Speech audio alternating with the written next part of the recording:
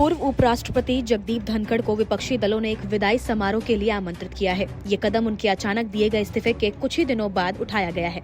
सूत्रों के अनुसार हालांकि धनखड़ के इस निमंत्रण को स्वीकार करने की संभावना कम है। 74 वर्षीय धनखड़ ने स्वास्थ्य कारणों का हवाला देते हुए पद से इस्तीफा दिया था, लेकिन ये फैसला एक सियासी हलचल वाले सप्ताह के बाद आया। उन्हें राज्यसभा में विदाई भाषण देने का मौका नहीं मिला, जिसे लेकर विपक्षी दलों ने वर्किंग एडवाइजरी कमेटी की बैठक में औपचारिक भाषण की मांग की है। इस मुद्दे को और अधिक गंभीरता देने के लिए विपक्षी दलों ने ये विदाई भोज आयोजित किया है, ताकि धनखड़ को औपचारिक विदाई दी जा सके।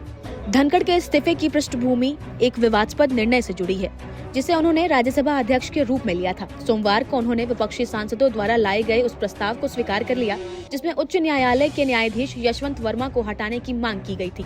ये प्रस्ताव न्यायमूर्ति वर्मा के घर से भारी मात्रा में नकद बरामदी और भ्रष्टाचार की जांच के चलते लाया गया था।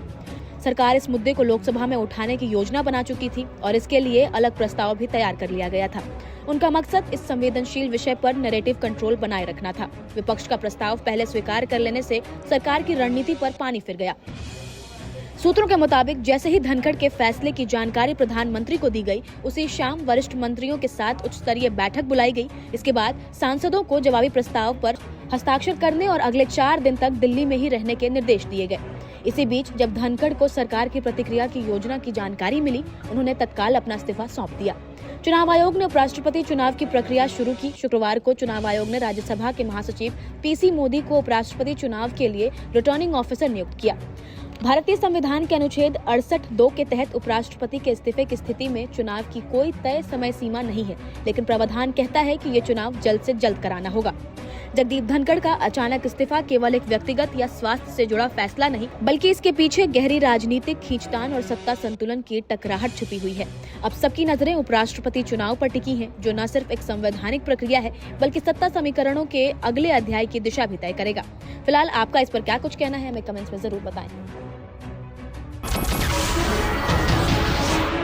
नमस्कार, मैं हूं मानक गुप्ता। अगर आपको हमारा ये वीडियो पसंद आया हो तो इसे लाइक और शेयर जरूर करें, और हां, हमें सब्सक्राइब और फॉलो करना ना भूलें, ताकि आप देश और दुनिया की कोई खबर मिस ना करें। तो जुड़े रहिए हमारे साथ और देखते रहिए न्यूज़ 24।